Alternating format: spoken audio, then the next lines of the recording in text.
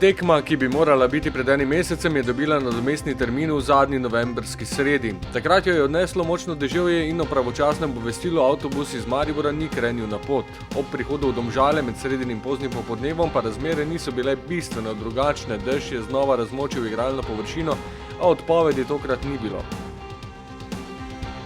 Treba pa je bilo v mariborskem taboru poseči po novi odločitvi, ker sta Tavares in Mertelj ostala na klopi, Rajčević pa zaradi kazni na tribuni je bilo treba določiti novega kapetana. Čast, da vijoličast očeto prvič v vlogi kapetana popelje iz slačilnice, je doletela Agima Ibrahimija, ki so mu gostitelji namenili velik del taktičnih zamisli.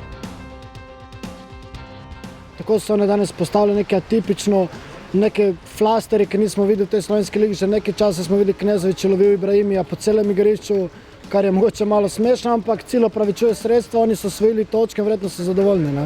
Ja, že ko smo štartali iz Maribora, smo vedeli kakšno vreme, ampak mi smo športniki, nogomet je ta igra, ki se ne igra pod streho, tako da moramo biti vedno pripravljeni, kramponi so vedno nabrušeni. Ekipi sta šli na igrišče z zavedanjem, da bo treba glede na okoliščine igrati z dodatno mero agresivnosti. Zgodila se je živahna, dinamična tekma. Na razmočenem igrišču so po uspešnih kratkih podajah Domžalčani prvi prišli do udarca proti golu.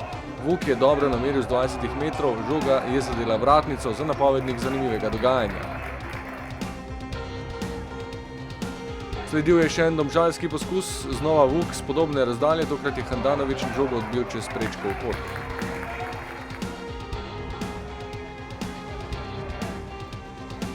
Po začetnem prilagajanju na igrišče so se že začeli vrstiti mariborski napadi. Za uvod je Črnic kot blisk švignil po desni strani, po dvoboju s Knezovićem prepustil žogo Mejaču, ki pa ob zaključku ni bil natančen.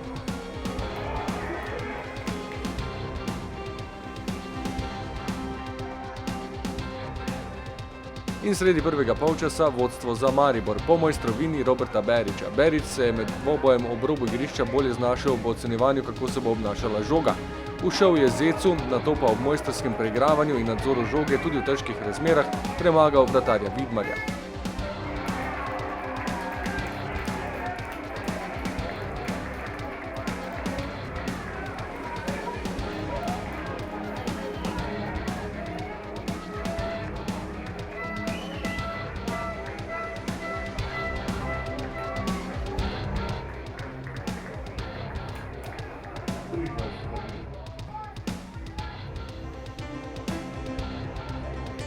Pri igranju je res bilo treba upoštevati vse ovire, mnoge nepredvidljive. Črnic je denimo v eni izmed akcij izpeljal pobeg od enega do drugega kazenskega prostora. Ko je skušal priti do udarca, pa mu je namene preprečila višja sila. Žoga je ostala v luži. Kaj druga reči kot smola, ne moreš druga nič reči. Ne moreš nekaj kratki pasovi, ne more tu nekaj se razvijati, je bolj dolga žoga, nabijanje, bolj fizika je na delu in samo upaš, da se ti žoga odbije in da daš gol.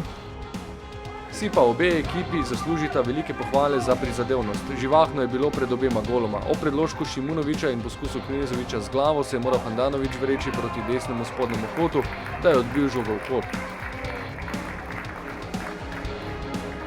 Na drugi strani pa je ena zelo dvomljiva situacija, ko je Berić po dvoboju s Kurunom padel, sodnik pa je to dogajanje označil kot poskus izsiljevanja 11-metrovke.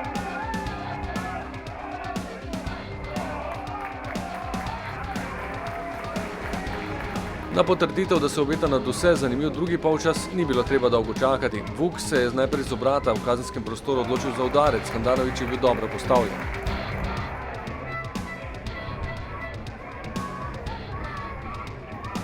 Drugače bi se lahko morda razpletla ta akcija, ko je Ibrahimi po daljšem prodoru po desni strani prišel mimo Knezovića, o posredovanju domačega branilca obležal na tleh, sodnik pa je pokazal, da bo žogo na igrišče poslal domžalski vratar.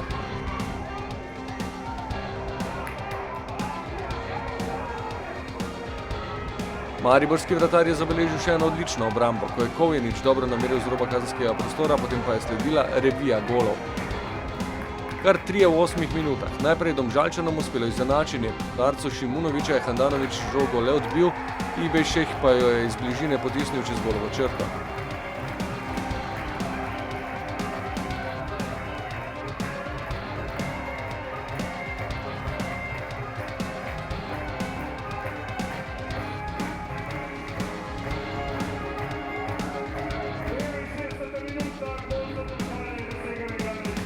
Vračamo se na drugo stran. Marcos Tavares je že v prvi akciji po vstopu v igro nakazal, da prinaša nevarnost za domačo obrambno vrsto, iz druge pa je zatresel mrežo za jubilejni 10. prvenstveni gol. Po podaji Cvijanovića se je z leve strani v kazenskem prostoru odločil za udarec, žoga je oplazila enega izmed Domžalčanov in končala tam, ker je strelec želel, za hrbtom vratarja Vidmarja.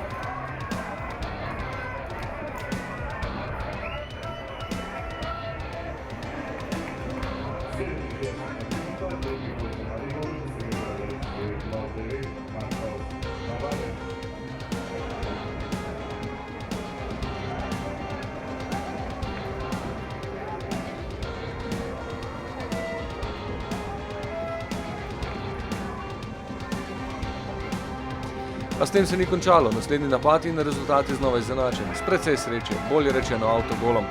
Ibešeh je udaril z težkega položaja strani v kazenskem prostoru, žoga pa je med poskusom blokiranja zadela Argusa, presenetila Handanovića, povsem spremenila smer in se v vratnici vbila v mrežo. Za končnih 2-2, čeprav bi se v priložnostih rezultat še lahko spremenil. Takoj zatem še ena obetavna situacija, spet pred domžalskim golom. Ibrahimi je hitro podal do Berića, ob njegovem udarcu pa tokrat obramba Vidmarja.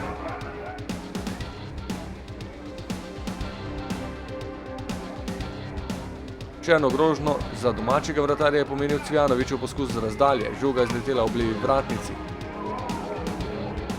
Domžalsko upanje v preobratu pa je razblinil Handanović, ko je v predložku Vuka žogo pred golom preusmeril Ibešeh, toda vratarjevo refleksno posredovanje je poskrbelo, da je ostalo 2-2.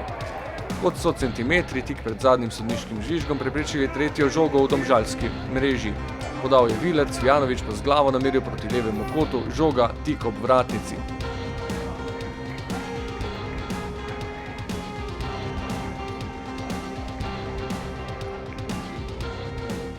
Imeli smo drugačen načrt. Prišli smo z namenom, da bi uspeli to igrati, kar znamo, kombinatorno z veliko pas igre, vendar to danes ni bilo mogoče. In agresivnost nasprotnika je po takem igrišču prišla še bolj do izraza. Tu smo imeli nekaj težav, vendar smo kljub temu odigrali zelo dobro tekmo, se prilagodili načinu, na katerega nismo navajeni in odigrali, ko se nekaj, na zelo dobro tekmo. Po prigarani točki je razlika +7. Nova preizkušnja sledi v nedeljo v Murski Soboti, z začetkom že ob 13.